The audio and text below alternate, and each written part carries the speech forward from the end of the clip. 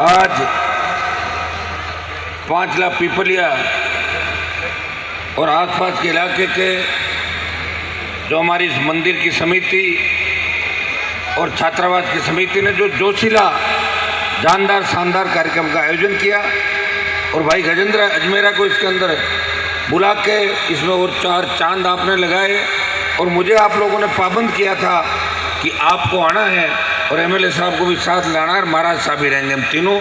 इसलिए मैं आज सारे कार्यक्रम छोड़ के आपके बीच लगातार 3 घंटे से बैठा हूँ और अभी शायद घंटा भर में और बैठूंगा, क्योंकि नहीं तो फिर निकल जाऊंगा। अब इसलिए मुझे बैठ के पूरे राजस्थान के अंदर आज 5 लाख का संदेश जाना चाहिए कि वीर तेजा जी के भक्तों का सैलाब जिस तरह रात को सीकर में उमड़ा था, उसी तरह 5 लाख सिद्धा की पावन धरती पर वीर तेजा जी के भक्त और जसनाथ जी के भक्त पूरी रात इन सरकारों से लोहा लेने वाले लोग डटे हुए थे और भजन संध्या का आनंद ले रहे थे।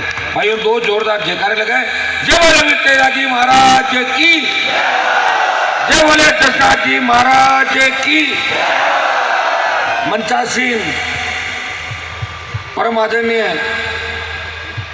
5 लाख सीधा पीठ के पीठाधीश्वर मैन सूरजनाथ जी, खींवसर के विधायक छोटे भाई नारायण बेनीवाल, यहाँ के सरपंच साहब दशरथ जी, भाई पंचायत समिति के सदस्य रामेश्वर, सम्मानित मंच उपस्थित मौजूद बुजुर्गों, नौजवान साथियों, और मैं पहली बार देख रहा हूं जब मंदिर के कार्यक्रम की प्राण प्रतिष्ठा और 1 साल पहले जब मंदिर उद्घाटन का कार्यक्रम हुआ था, उस समय भी मात्र शक्ति हजारों की तादाद के अंदर थी और आज 10 बजे से लगा के 2 बजने को है और माताएं बहनें बैठी है। निश्चित रूप से 2023 के अंदर ऐसा बदलाव होगा राजस्थान के अंदर जिसकी उम्मीद पूरा देश कर रहा है। भाइयों, आज पूरे देश की नजरें राजस्थान पे टिकी हुई है। हरियाणा जो हमारी राजनीति का गढ़ हुआ करता था, हमारे हाथ से चला गया। उत्तर प्रदेश हमारे हाथ से चला गया। दिल्ली हमारे हाथ से चली गई। अगर आशा की किरण है वो राजस्थान है। आपको मजबूती रखनी है। जिस विधानसभा क्षेत्र के अंदर 5 लाख से मैं संबोधन कर रहा हूं, ये तो मजबूत इलाका है। 2018 के अंदर मैं वोट मांगने आपके बीच नहीं आया। आपने मुझे कहा था हनुमान जी आप राजस्थान संभालो, खींवसर को हम संभालेंगे, और आपने कांग्रेस के प्रत्याशी को 17-18 हजार वोटों से बिना मेरे आए 2 बार के संबोधन में आपने आश्वस्त किया और पूरे राजस्थान में संदेश दिया कि हमारा नेता राजस्थान में बदलाव करेगा, हम खींवसर में हनुमान को कमजोर नहीं होने देंगे। और ये संदेश पूरे देश के अंदर आपने दिया। भाइयों, हनुमान बेनीवाल ने राष्ट्रीय लोकतांत्रिक पार्टी का गठन किया। पुकार बड़ी मेरे भाइयों के लिए। मैं जब निकलता हूँ सड़क पे तो मुझे ये टोल नाके अच्छे नहीं लगते। मैं चाहता हूँ कि किसान को मुफ्त बिजली मिले राजस्थान के अंदर। राजस्थान बिजली उत्पादन के अंदर विंड एनर्जी और सोलर एनर्जी के उत्पादन लगातार जो बढ़ रहा है, उसके बाद 1 नंबर की ओर आ जाएगा। हम चाहते हैं कि यहाँ के किसानों को फ्री बिजली मिले और घरेलू उपभोक्ताओं को आधी दर पर बिजली मिले। ये मामला जब मैं एनडीए के अंदर दिल्ली में था तो एक बार लोकसभा के अंदर मेरे कई कांग्रेस के साथी राजस्थान में कहते थे कि हनुमान जी तो मोदी के साथ हो गए और संघर्ष भूल गए। भाइयों, उस समय भी आपने सुना होगा मैंने संपूर्ण कर्ज माफी की बात हिंदुस्तान की सबसे बड़ी पंचायत के अंदर एनडीए में रहते हुए उठाई थी। मैंने कहा देश को अगर मजबूत करना है तो जिस तरह धन्ना सेठों का कर्जा माफ किया, एक बार देश के तमाम किसानों का सारा कर्जा माफ करें। मैंने यह भी कहा था कि शेष पेट्रोल डीजल के दाम लगातार बढ़ते रहते हैं। आज राजस्थान की सरकार दिल्ली पे बात टाल देती है और दिल्ली वाले कहते हैं कि स्टेट शेष कम करे, टैक्स कम लगाए, जनता पिछ रही है। आज चित्तौड़ के अंदर मुख्यमंत्री महापंचायत कर रहे हैं। आप ये बताओ कि कोई मुख्यमंत्री को महापंचायत करने की आवश्यकता पड़ी क्या? हो सकता है कि दिल्ली के तीनों बिलों के खिलाफ अगर कांग्रेस को मोर्चा खोलना था तो अशोक जी 2018 के अंदर जब आपका पप्पू राजस्थान के अंदर आया था तो संपूर्ण कर्ज माफी की बात करके गया था। पूरा कर्जा माफ कर देते आप किसानों का, और कर्जा माफ करने के साथ साथ बिजली माफ कर देते, टोल मुक्त कर देते, और उसके बाद मैं भी आपके साथ दिल्ली कूच कर देता। हमें किसान को बचाना है, राजस्थान को बचाना है। इन किसान बिलों की आड़ के अंदर अगर कांग्रेस राजनीति करना चाहेगी तो 55 साल कांग्रेस ने भी देश में राज किया था। कांग्रेस और भारतीय जनता पार्टी एक सिक्के के दो पहलू है, ये एक ही चीज है, दोनों एक बार ये एक बार ये। बुरा मत मानना, कई लोग कांग्रेस विचारधारा के भी होंगे, लेकिन मैं तो आपकी विचारधारा का हूँ। लोग तो मंत्री बनने के लिए पूरा जीवन अपना निकाल देते हैं, और हनुमान बेनीवाल ने हमेशा मंत्री पदों को ठोकर मारी। जिस तरह वीर तेजाजी महाराज ने 1000 साल पहले गायों के लिए लड़ते हुए अपने प्राण न्यौछावर किए और वचन निभाया, उसी तरह हनुमान बेनीवाल ने जब राष्ट्रीय लोकतांत्रिक पार्टी बनाई तब मेरे भाइयों को और किसानों को आश्वस्त किया था कि अगर आवश्यकता पड़ी तो प्रधानमंत्री के खिलाफ भी मोर्चा खोल दूंगा। और भाइयों, एनडीए आपके भाई ने छोड़ी है और देश में नागौर का नाम और मान और सम्मान बढ़ाया। या तो पंजाब में अकाली दल ने छोड़ी, या राजस्थान की आरएलपी पार्टी ने सत्ता को ठोकर मार के अपने भाइयों के साथ सड़क पे बैठा। देखिए, विपक्ष के लोगों का तो अल्लाह करने का काम होता है, विपक्ष तो अल्लाह ही करता है। मैं तो विपक्ष में रहा हूँ हमेशा, लेकिन पक्ष का व्यक्ति अपने लोगों के लिए अगर त्याग समर्पण करके जाए, वो निश्चित रूप से तेजाजी का असली भक्त होता है। जिस तरह तेजाजी महाराज ने 1000 साल पहले बलिदान दिया, इसी तरह हनुमान बेनीवाल भगत सिंह की भूमिका के अंदर पिछले 20 साल से इस कौम के लिए और किसानों के लिए हमेशा आगे की पंक्ति में खड़ा है। भाइयों, मैं पीठ दिखा के नहीं भागूंगा। देश के किसी भी कोने के अंदर चले जाना, बिहार से लेके ईस्ट वेस्ट नॉर्थ साउथ, और अगर आप बता दोगे कि हम नागौर के रहने वाले हैं, वहाँ के लोग अगर आपको ये नहीं कहते कि आपका सांसद तो बड़ा दमदार है, तो मुझे आप बता देना। मैंने तो आपका मान सम्मान बढ़ाने के लिए पूरा प्रयास किया, और आगे भी मेरा प्रयास जारी रहेगा। आवश्यकता पड़ी तो लोकसभा सदस्यता भी छोड़ देंगे, लेकिन अभी नहीं छोड़ेंगे, क्योंकि अभी किसान आंदोलन को जिस तरह कई लोगों ने हाईजैक कर लिया, उसके अंदर आप देख रहे हो किसान आंदोलन।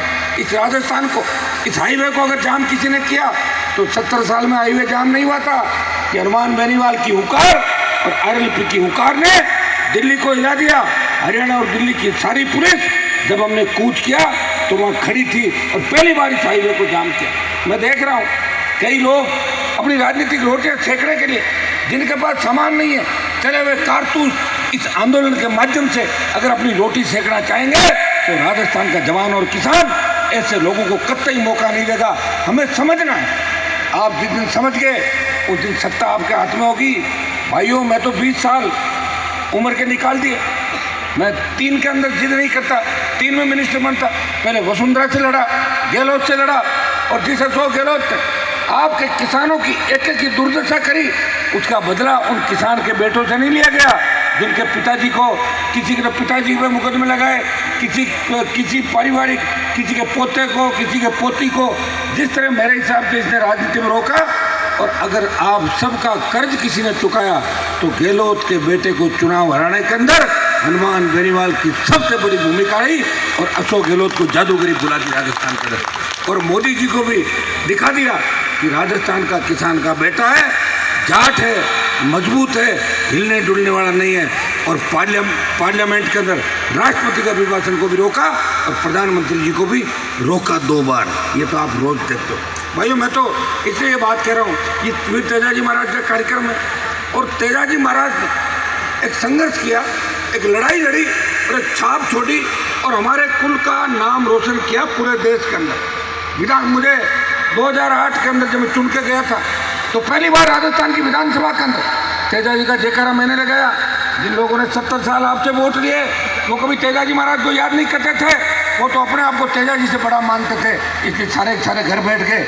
और भाइयों, जब हिंदुस्तान की पंचायत के अंदर मौका लगा तो शपथ ग्रहण समारोह के अंदर वीर तेजाजी महाराज का जयकारा लगाने वाला देश का पहला एमपी आपका एमपी था, जिसने तेजाजी महाराज की जयकारे के साथ ये प्रण लिया कि देश के किसानों को जहाँ भी आवश्यकता पड़ेगी, देश के जवानों को जहाँ भी आवश्यकता पड़ेगी, हनुमान बेनीवाल उनके साथ सड़क पर खड़ा मिलेगा।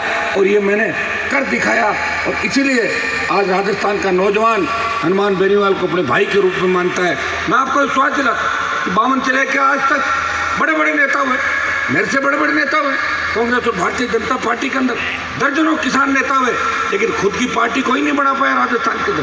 पहला व्यक्ति हूँ किसानों के आशीर्वाद से, नौजवानों के जोश उमंग उत्साह और ऊर्जा से हुंकार भरी सरकारों को झुकाया, स्टेट हाईवे टोल फ्री कराए, 5 हॉर्स की फ्री बिजली की घोषणा कराई, 50,000 नौकरियों की घोषणा कराई, 50,000 का कर्जा माफ कराया और कांग्रेस और बीजेपी को बेरोजगारी भत्ता भी अगर याद आया तो हनुमान की हुंकार ने कांग्रेस और भारतीय जनता पार्टी को मेरे भाइयों का बेरोजगारी भत्ता याद दिला दिया। भाइयों लड़ाई लड़ेंगे, प्रधानमंत्री के खिलाफ तो जंग जारी है हमारी, तीनों कृषि बिल जब तक वापस नहीं हो जाते हम संघर्ष करते रहेंगे, लेकिन राजस्थान की सरकार के खिलाफ भी, उनको भी चैन से नहीं बैठने देंगे। इस आठ के अंदर जो वादा किया था संपूर्ण कर्ज माफी का, मुफ्त बिजली, टोल मुक्त राजस्थान, बेरोजगारी भत्ता, इसको लेके भी जोधपुर से बड़ी लड़ाई की शुरुआत करेंगे और पहली संख्या 5 लाख को पार करेगी, ऐसा जोश और जज्बा राजस्थान के किसान के बेटों के अंदर दिखाई दे रहा है। और मुझे पूरा भरोसा कि नागौर ही नहीं, राजस्थान के किसान के बेटे बेटियां हनुमान बेनीवाल पे भरोसा करते हैं। एक व्यक्ति जन सुनवाई करता है, चाहे मंत्री हो, मुख्यमंत्री हो या MP हो, तो 1 दिन या 2 दिन जन सुनवाई करता है। 24 घंटे, रात के 2 बजे, रात के 3 बजे और तड़के 5 बजे तक। ये रात को मेरे साथी थे सीकर के अंदर, भाइयों पूरी रात इस राजस्थान के प्रत्येक गांव डाणी जाके मेरे भाइयों को संगठित करने का काम किया। धौलपुर से लेके बाड़मेर और डूंगरपुर से लेके गंगानगर तक वीर तेजाजी महाराज के जयकारे के साथ किसान के बेटों को एक किया। उसका परिणाम इस बार आया, कांग्रेस वेंटिलेटर पर चली गई 99 पे और भाजपा को 72 पे समेट दिया और दिल्ली को लगा कि अब पार नहीं पड़ेगी। गठबंधन भारतीय जनता पार्टी के साथ हुआ और ये पहला नेता हूँ जो वसुंधरा और उसकी माताजी कितनी बड़ी नेता थी देश के अंदर, आपको पता है। जब भारतीय जनता पार्टी से गठबंधन हुआ तो मैंने एक शर्त रखी थी कि भारतीय जनता पार्टी के कार्यालय में मैं वसुंधरा के साथ नहीं बैठूंगा, वसुंधरा बिना मैं गठबंधन करूंगा। और आपने देखा होगा हनुमान बेनीवाल बैठा था, दिल्ली के नेता बैठे थे और बिना वसुंधरा गठबंधन में किया और आपको जब मेरी जरूरत पड़ी तो वापस आपके साथ आ गया। ऐसे नेताओं की आपको आवश्यकता है। मैं कोई मेरी तारीफ नहीं कर रहा हूँ, मैं वही बता रहा हूँ जो मैं करता हूँ सुबह से शाम तक 24 घंटे आपकी सेवा के अंदर। शादी ब्याह से लेके कार्यक्रमों से लेके मैं दिन देखता नहीं, रात देखता नहीं, सरकारों से लड़ा, हार्डकोर अपराधियों से लड़ा, ऐसे लोगों से लड़ा जो मुझे मारने का सपना देखते थे, उनको ऊपर का रास्ता दिखाया। अभी तो भाइयों सरकार के अंदर नहीं हूँ और जिस दिन सरकार के नज़दीक बैठ गया उस दिन आराम से फुटबॉल खेलना। इच्छा हो जाए कि गोल जैसलमेर के किले में करेंगे तो किक जैसलमेर के किले की तरफ मार देना, और मन हो जाए कि वसुंधरा के महल में करेंगे, वो महल तो वैसे ही जाटों का ही है क्योंकि जाटों ने जो वसुंधरा को शादी करके जाटी तो लाए थे। हाँ ये जरूर है कि उसको बाद में छोड़ दिया बेचारे को, दर दर की ठोकरें खराब हो। तो ये वसुंधरा राजे की कहानी आप सब जानते हो, जो रोज़ की अपनी बातें आपने कही है, मेरे भाषण सुने होंगे। अब लंबी चौड़ी राजनीतिक बात नहीं करूँगा क्योंकि कई लोग पूरी बात को समझ नहीं पा रहे, अंदर ही अंदर उससे घुटन में शूट कर रहे होंगे। तो भाइयों मैं तो एक आपको विश्वास दिलाता हूँ कि मैं जिस दिन खियूतर के अंदर विधायक बना, जो वादे में मैंने किए पूरा करने का प्रयास किया, सत्ता में नहीं रहा, सत्ता के खिलाफ लड़ता रहा। कॉलेज खुला, पंचायत समिति खुली और जिस कुचेरा से राजस्थान की राजनीति चलती थी उस कुचेरा में भी कॉलेज हनुमान बेनीवाल के प्रयास से खुला। अखबार में एड देने से नहीं होता, अखबार में एड देके नाम छपा लो। तो पहले कहाँ गए थे, 70 साल यही थे ना, कुचेरा नाम रख लेते, जिले का किसने मना किया था भाई। आप तो दिल्ली से लेके और राजस्थान तक आपके ही हाथ में ताकत थी, हमारे हाथ में तो कभी ताकत आई नहीं। हम तो अब आए और अब जब आए तो पूरा देश इस नागौर की ओर देख रहा है। ये सोशल मीडिया का ज़माना है। पहले के ज़माने में तो लोग कहते थे तो क्या बाबू लोकसभा में कुर्सी फेंकी, कुर्सियाँ तो बिल्डिंग होती है, तो फेंक सकता है क्या उठा के? कुर्सियाँ तो मैंने ही फेंकी। 5 बार राजस्थान की विधानसभा में निलंबित हुआ, ये रिकॉर्ड भी हनुमान बेनीवाल के नाम है। पार्टी से भी निलंबित हुआ और स्कूल कॉलेज यूनिवर्सिटी से निलंबित होते होते और देश की सबसे बड़ी पंचायत के अंदर विपक्ष जब लड़ाई लड़ता था, मैं बीजेपी के साथ बैठे बैठे देखता था कि काश मैं विपक्ष में होता तो बेल में मैं जाता, और विपक्ष में आने का मौका भी मिला और लड़ाई भी हनुमान बेनीवाल किसानों के लिए लोकसभा के अंदर मजबूती से लड़ रहा है। ये रोज आप टेलीविजन के माध्यम से देखते हो, सोशल मीडिया के माध्यम से देखते हो। मैं इतना ही आह्वान आपको करूँगा, आप सबको संगठित रहना है। चुनाव की बात चुनाव तक रखनी है। मैं तो किसी तरह की कोई बात भी नहीं करता। मेरी तो खुद की अलग पार्टी बनाई मैंने, क्योंकि मैं किसी के अंडर में काम नहीं कर सकता। मैं ऐसा आदमी हूँ जहाँ मुझे लगे कि मुझे लाइन में खड़ा रहना पड़ता है, वहाँ मैं नहीं रह सकता। मैं आपके मान और सम्मान की लड़ाई लड़ रहा हूँ भाइयों। जो बात यहाँ कहूँगा यही लोकसभा में कहूँगा, यही बात विधानसभा के अंदर कहूँगा, और ये मेरे संघर्ष का ही परिणाम है, वीर तेजाजी महाराज की कृपा का ही परिणाम है, आप सबका कृपा का परिणाम है कि आपने मुझे तो 3 बार जिता के हैट्रिक बनाई। मेरे छोटे भाई को भी राजस्थान की सरकार के खिलाफ लड़ाई लड़के जिता के राजस्थान के अंदर एक संदेश दिया कि हम कांग्रेस और भारतीय जनता पार्टी के साथ नहीं है, हम व्यक्ति के साथ हैं और हनुमान को खींचकर कमजोर नहीं पड़ने देगा। ये संदेश आपने राजस्थान के अंदर दिया था और देश के अंदर मेरा मान और सम्मान बढ़ाया। आपका बहुत बड़ा ऋण हमारे ऊपर है और ऋण उतारने का प्रयास करूंगा। भाइयों, मैं चाहता हूं कि किसान का असली बेटा राजस्थान का सीएम बने। मैंने पहले भी कहा था कि मैं दुल्हन नहीं बनूंगा, दूल्हा अगर मजबूत लगा तो उसका बाराती बन जाऊंगा, लेकिन मुझे अभी तक मजबूत दूल्हा राजस्थान का दिखाई नहीं दे रहा है। 2 नंबर, 3 नंबर और 4 नंबर की लड़ाई लड़ रहे हैं। नंबर 1 की लड़ाई लोग नहीं लड़ रहे हैं। हनुमान बेनीवाल चाहता है कि नंबर 1 की कुर्सी पे तेजाजी का भक्त बैठे, चाहे वो दूसरा भी हो, तो भाई का समर्थन भी करने के अंदर सबसे आगे खड़ा मिलूंगा, ये मैं आपको भरोसा दिलाता हूँ। इस 5 लाख के अंदर आपने एक तरफा मतदान किया, मेरी जीत का गढ़ है ये। कुर्ची, पिपलिया, पांचला, नारवा, इधर जब ये राउंड 7वां, 8वां, 9वां चलता है ना, तब कांग्रेस और भारतीय जनता पार्टी का पता भी नहीं लगता। अब की बार जब एमएलए के इलेक्शन के अंदर 3-4 राउंड के अंदर पीछे चल रहे थे, लेकिन मुझे पूरा भरोसा था।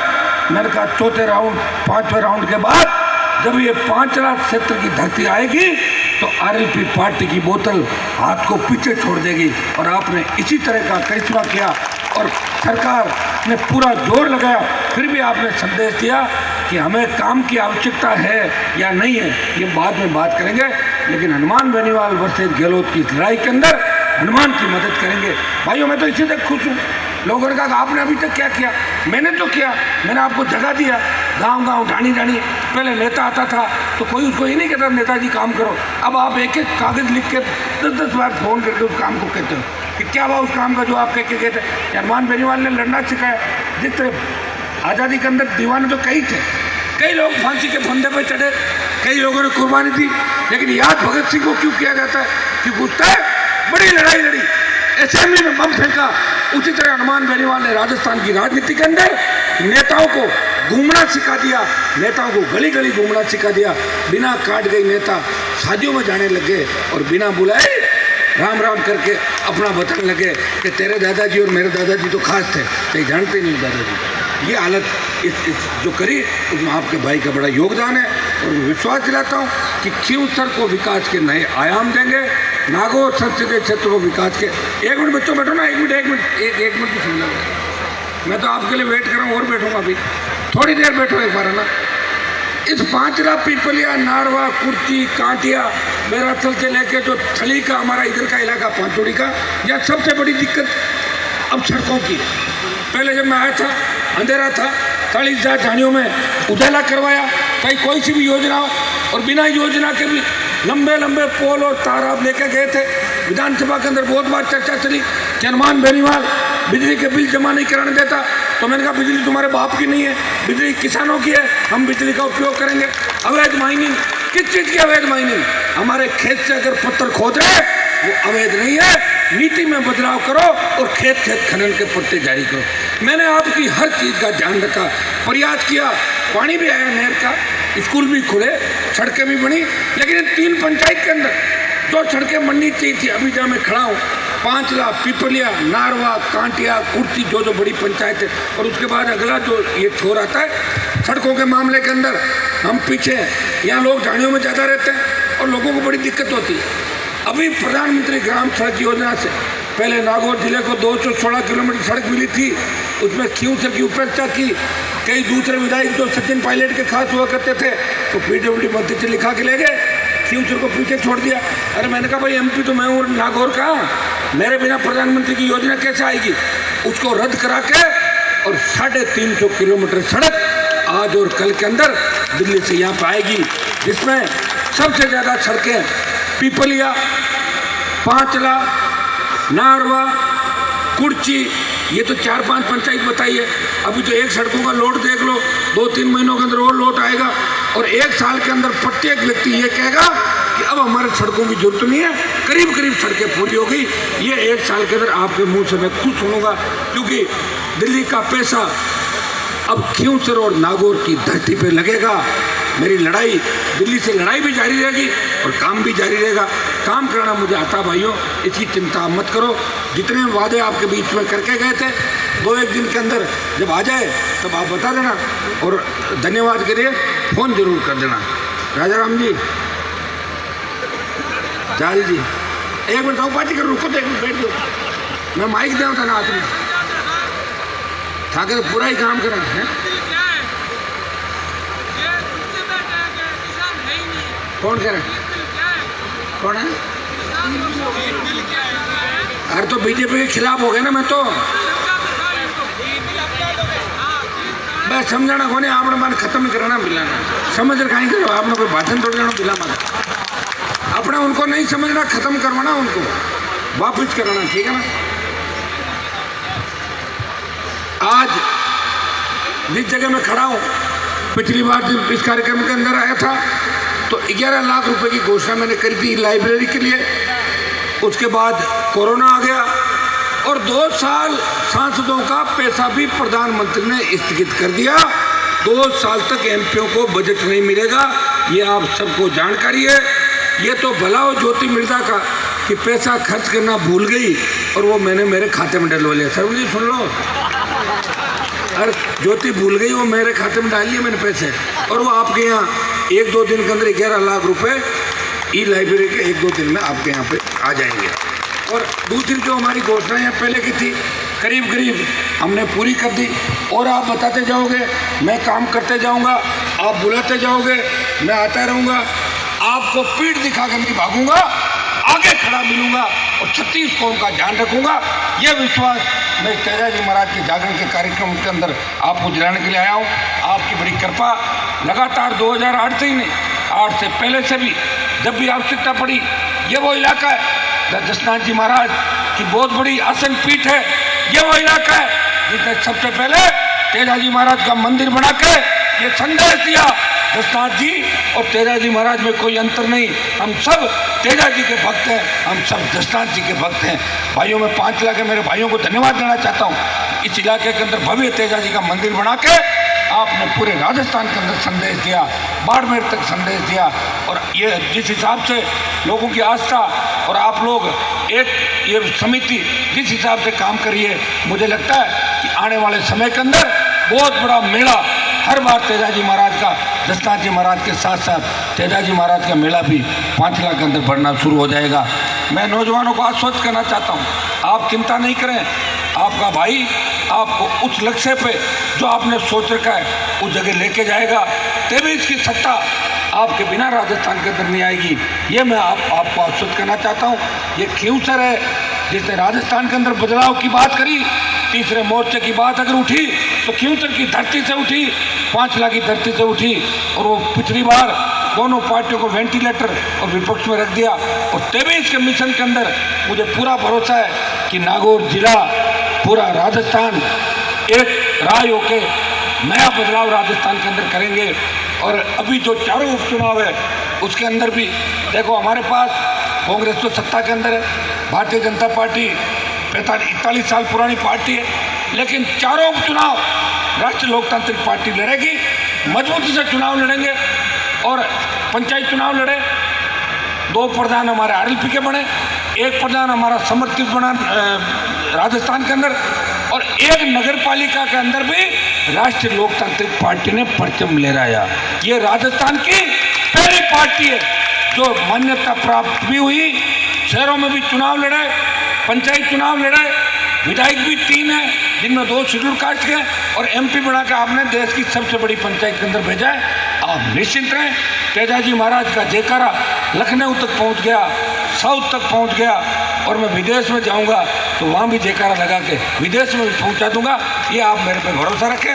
आप सब एकजुट रहें, गुटों में नहीं बंटना है। पंचायत चुनाव के बाद सब एक जाजम में आप लोग बैठो, आपकी अच्छी आदत है।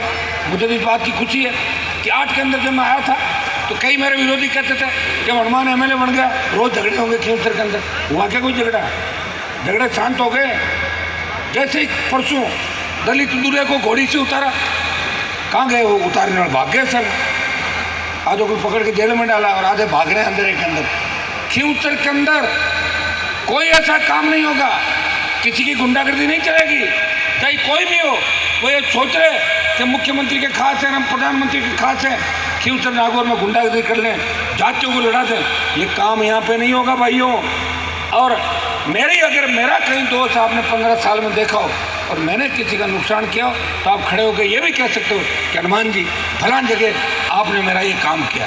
मैं तो वोट नहीं देने वालों की भी मदद करता था, देने वालों को भी करता था।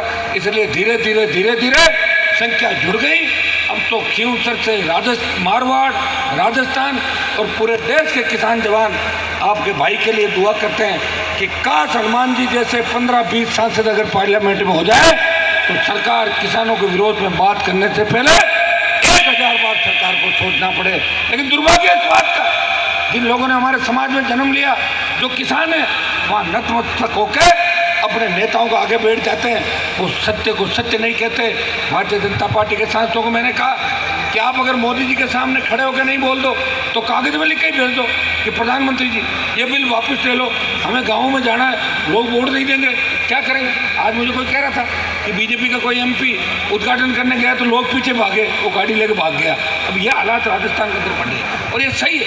लोगों में गुस्सा है और गुस्सा है तो लोगों को वही दिख रहा है। लेकिन इस भारतीय जनता पार्टी के प्रति जो गुस्सा है, इससे अपनी ये सोच रहे हैं कि कांग्रेस को मजबूत करना है। ये दिमाग में मत लाना, कांग्रेस का नेता कोई आपका आदमी नहीं है, कांग्रेस का नेता भी वही है जो भारतीय जनता पार्टी के नेता से मिला हुआ है। 22 साल इस राजस्थान को मिलकर लूटा और आगे भी लूटने की तैयारी है। ये समय रहता है, समझ जाओ। आप तो समझ लो, आपने तो पूरा सौंप ही रखा है। आपके यहाँ तो ये भाषण देना ठीक नहीं है कि भाई आप तीसरा मोर्चा, जब पार्टी खींवसर नागौर से चल रही है। और मुझे पूरा भरोसा है ये जो नौजवानों की फौज है और ये नए बच्चे हैं, ये 23 को भी मजबूत रखेंगे। रखोगे कि नहीं रखोगे? क्या कोई कमजोरी आ जाएगी? आपके सारे काम करेंगे, प्रयास करेंगे और कोशिश ये करेंगे कि खींवसर कुचेरा के अंदर कॉलेज खुल गए तो अगला जो कॉलेज का नंबर है वो 5 लाख की तरफ इधर कहीं लाएंगे आपके, जहाँ भी आवश्यकता होगी। जो भी महिला महाविद्यालय की जो डिमांड थी या हमारी जो कॉलेज की मांग थी, मैं आपको विश्वास दिलाता हूँ कि उस मांग को भी पूरा कराएंगे। आपको सत्ता के शिखर पर लेके जाएंगे। आप बाप जी का आशीर्वाद आप सबको हमेशा मिलता रहा है। और हमारी आरएलपी पार्टी के तीनों विधायक राजस्थान की विधानसभा के अंदर जब बीजेपी कांग्रेस एक हो जाते हैं, कोई नहीं बोलता, उस समय राष्ट्रीय लोकतांत्रिक पार्टी दोनों पार्टियों के खिलाफ बेल में नजर आती है और सड़क पे हनुमान बेनीवाल आपको लड़ता हुआ नजर आता है। आगे भी आपके लिए संघर्ष करूंगा, ये मैं विश्वास दिलाता हूँ। इस सफल कार्यक्रम के लिए आयोजन समिति को बहुत बहुत धन्यवाद। आप हमें बताते रहे, हम काम कराते रहेंगे। हर साल आप जागरण बड़े से बड़े कराएं और हम तो कहते हैं कि तमाम लोगों को बुलाया करो मंच पर। तमाम व्यक्तियों को अपनी बात करने का अधिकार है, अपनी अपनी बात करें और सब लोग मिलजुल कर अगर काम करें तो वो दिन दूर नहीं जो राजस्थान की सत्ता पे हमारा व्यक्ति बैठा होगा। तब आपको बिजली के लिए, बिलों के लिए लाइन में लगने की आवश्यकता नहीं होगी। तब आपका खुद का राज होगा और खुद का राज जब भी होगा जब मुख्यमंत्री आपका होगा। उप मुख्यमंत्री से तो राज नहीं होता, क्योंकि उप मुख्यमंत्री तो मुख्यमंत्री की लुगाई होता है ही। उसमें क्या है, मैं तो कहा था, और क्या होता है? उप मुख्यमंत्री मुख्यमंत्री की लुगाई होता है। खाली कपड़े पहनने से क्या होता है? कपड़े मान लो लुगाई के नहीं पहने तो वो तो उप मुख्यमंत्री मुख्यमंत्री की पत्नी होता है। आप सबको बहुत बहुत धन्यवाद। जय हिंद।